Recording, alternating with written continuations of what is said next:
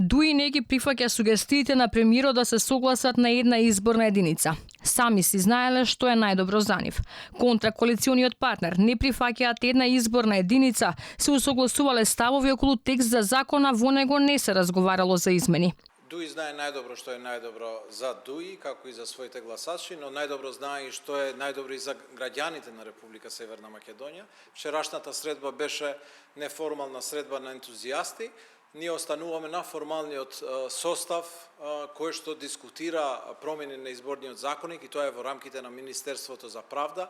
Откако Ахмети му порача на Заев да не се надева на предизборно коалицирање, премиерот вчера му врати да се согласат на нивниот предлог за една изборна единица, оттеки се ги изгуба традиционалните гласачи.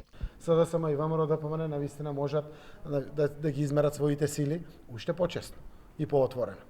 И тоа го зборувам во време кога Социјалдемократскиот сојуз и како има посериозен коалиционен капацитет. И тоа граѓаните го препознаваат преку политичките субјекти со кои што соработуваме или не.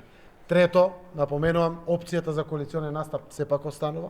Опозицијата пак не отстапува од ставот дека мора да се почитуваат препораките на опција ОДИХР. Нивниот избор е мнозински модел со 120 изборни единици.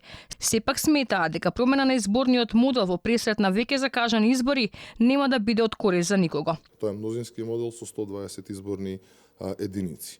Без разлика дали ќе се прифати нашиот предлог или ќе се остане на ова што сега го имаме како изборен модел, исто така не треба да забораваме дека менување на изборниот модел на закажани и договорени избори на неколку месеци од сега, исто така од правна гледна точка и од аспект на изборите и граѓаните, исто така во моментов сметаме дека не треба да се случи. А Заев вчера на неформална средба со дел од претениците договара менување на изборниот модел. 15 претеници од помалите партии се заканија дека нема да го дадат својот глас за изборниот законник ако во него не се вметнат барањата за една изборна единица без изборен праг, отворени листи и 50% на застапеност на жените.